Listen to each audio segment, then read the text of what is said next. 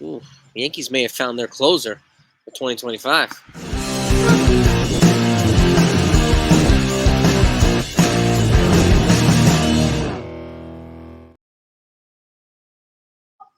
Hey, everybody. Hope you're all doing well. So, the Yankees were off yesterday, but they started a 3-game set against the Cleveland Guardians in a series that we need to win more of, right? We need the Yankees to win more of. And, they're 70, I think they're 73 and 52 right now, but the way people are talking, you'd think they were 52 and 73. But it is what it is, right? That comes with the territory. And you all know me. I like to try to find positive parts of Yankee land, parts of being a Yankee fan. Okay, rather than talking about what everybody else is talking about, 10 blown saves for Clay Holmes, 100 different ways. I think the Yankees may have found a closer. Okay, and unfortunately, Clay Holmes, yeah, he has 10 blown saves. Okay, and maybe a third of them are defensive. And he caused 2/3 of them are on him. And that's an ugly metric. That's what the metric that people have to focus on. Never mind that since he's been here, he's got a sub-3 ERA as a Yankee. Closer, actually. So he was almost a 6 ERA with the Pirates. So Matt Blake has made him better, notwithstanding the issues that he's had this year. And I understand also there's, lack of confidence having him in the ninth inning. I get it. So, and I've even said recently that, that I would not be opposed to them, looking in-house to give other options, to give opportunities for the closer, and maybe move Clay Holmes to the 7th and 8th inning. I'm not opposed to that, okay? You got Jay Cousins, you got Michael Tonkin, you've got Luke Weaver and some other guys too, and then you have some other reinforcements coming. Nick Birdie, Scott Efros, potentially Ian Hamilton, Cody Poteet. There are other guys coming. So this bullpen, I think, is going to look significantly different in October than it does right now. Right, so that's important. But this guy right here, I want to talk about today. Okay, that's Ben Shields. He's a 25-year-old lefty. He's an undrafted free agent by the Yankees. Okay, and by the way, shout out to Ryan Garcia from Fireside Yankees. Did a fantastic write-up on this guy recently. And just like me, he wants fans to know about these people that no one else is talking about. So well done, Ryan. Really, kudos to you, bro. Okay, keep up the good work. Okay, Ben Shields, he's undrafted free agent, but he's rocketed up 3 systems this year, 3 levels of the system. He's already in double now. Okay, and he's pitching to all 3 systems. He's pitched 90 innings pitched, 116 Ks, 3.39 ERA, 26 bases on balls. Okay, it's almost a 5-to-1 strikeout to walk ratio. It's pretty good. Now, this guy doesn't have flame-throwing stuff like so many fans say the Yankees need. Okay, he throws about 92 to 93, but he finds a way to miss bats with elite secondary pitches too, and pinpoint location. Okay, that matters. And in Double A specifically, where he is right now, he's got a 2.75 ERA and a 34.8% K rate. Okay, that is pretty freaking elite. And you don't need to throw 105 to miss bats. Okay, and that's pretty stinking good. Okay, I wanted to point that guy out because I think he should be getting an invite to spring training and maybe position himself as an option for next year. And there's some other folks that are talking about Alex Mauricio and some other pitchers in the Yankee system who are doing well in AAA too, and I hope they get a shot too, right?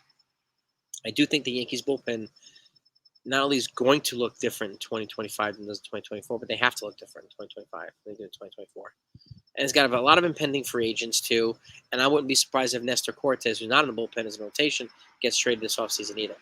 He got 1 more year before he's a free agent. Clark Schmidt's coming back, and I have a feeling the Yankees are going to look into either a trade for a starter or Corbin Burnes in free agency. I'm not saying they're going to get it. I do think the Mets are probably well positioned to overpay for Corbin Burnes because I don't see them getting Soto. I see the Yankees keeping Juan Soto. And if the Yankees are going to choose between Soto and Burnes, it's going to be Juan Soto. Okay? But that's just my opinion. Okay, you let me know what your thoughts are. And again, I'm going to continue to talk about people like this. So please, if you haven't subscribed to this channel, please do. And hit the notifications as well. That way, when I do go live, you know when we go live. Be part of the discussion. Okay? And then we put out news. You'll get that too. You'll be at the front of the line. I thank you so much for it. Okay, your support me, it really does mean the world. And like I say a lot, this isn't about me. This is about you. I'm not the main character of this channel. You are. That's why I want you to know as much as possible, whether it's good or bad, whether it's big or small. I want you to have the full picture, not just the picture that certain people want you to have, or their version of it, or my version of it, or whatever. You may not agree with my version. That's fine. That's why I want you to have the bigger picture. Okay? But this kid right here is a guy that the Yankees, I think, would be wise to look at for 2025. I'm not saying he's going to get called up now. I mean, with the roster expansion, I do think it's probably going to be an arm and a bat, I guess. But you never, I don't know. That won't happen until September 1st. But the good thing about that is they won't need to make any corresponding moves. The roster is going to go up to 27 and 28, and they won't need to make any additional moves.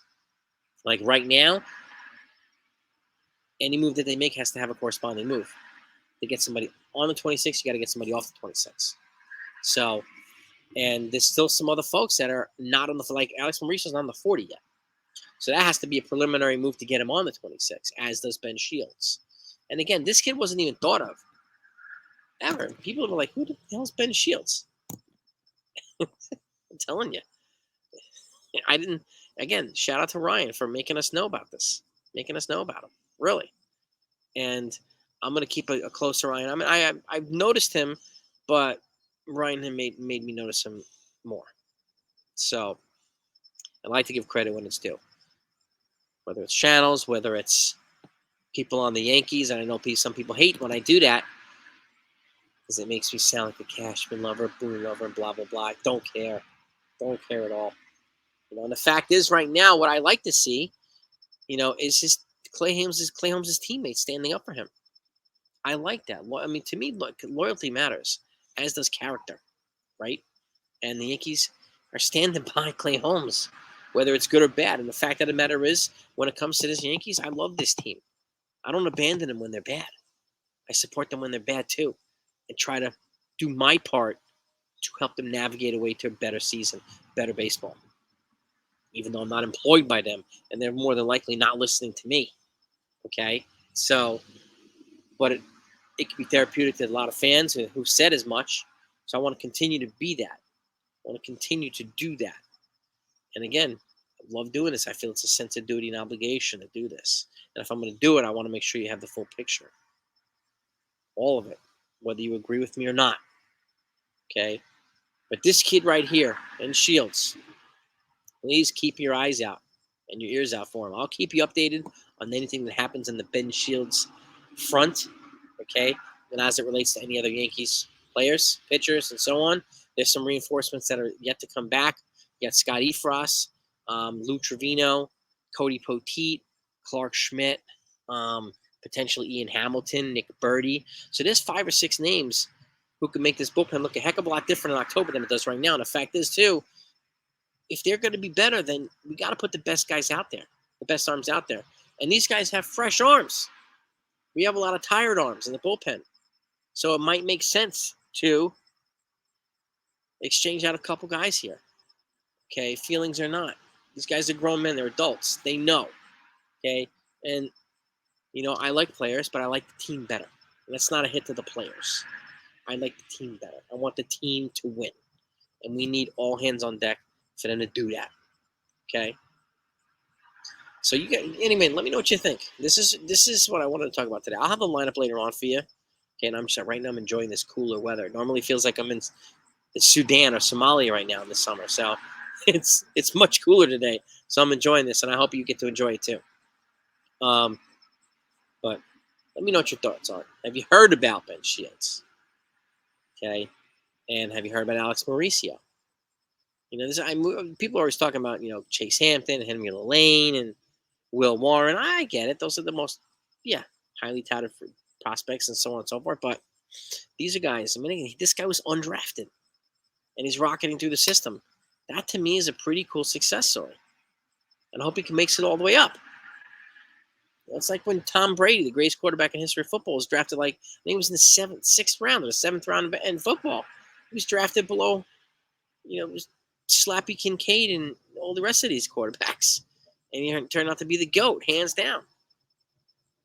You know, this is cool. This is cool. And again, I like to enjoy this stuff. Instead of talking about the 10 blown saves to Clay Holmes 100 different ways like everybody else is doing. Okay? Yeah, I understand people are frustrated. I get it. As am I. But I do love this team. And I want to try to bring positivity in the messaging as opposed to the other way around. Think Clay Holmes doesn't feel bad already? Yeah, of course he does. I'm like, I don't need to add to it by calling him names and all this other stuff. Well, what's that thing gonna do? That's the way I look at it. Okay, so this to me is more productive. It's more fun talking about this, getting us hopefully excited about somebody. Okay, because I do want the Yankees to be good as well as you do. We want them to be better. Do we want them to make a deep run in the postseason? Of course we do. Of course we do. So, and I hope that they do. And again, they are, despite all these frustrating periods, in first place. You couldn't say that about last year or the year before or the year before. They're in first place right now with all that, and less than 40 games to go. And with lots of reinforcements to come. So they will get better over these next couple weeks. We just need these guys to play. And we need a couple of guys here to get better too, like Alex Verdugo and Anthony Volpe and so on and so forth. Right? We all know this. I don't need to spend my time dumping on Anthony Volpe or dumping on Alex Verdugo. Fact is, Anthony Volpe's batting average is 40 points higher than it was last year. He's taking a step in the right direction. I didn't expect him to be Carlos Correa or Bobby Witt immediately, and I hope other people didn't either. Okay? That's where reality's got to be. Okay? This is where perspective is important. But back to the topic. Ben Shields, baby. Keep your eyes and ears out. There's going to be more news coming. I'll keep you posted. Have a good day. Go Yankees.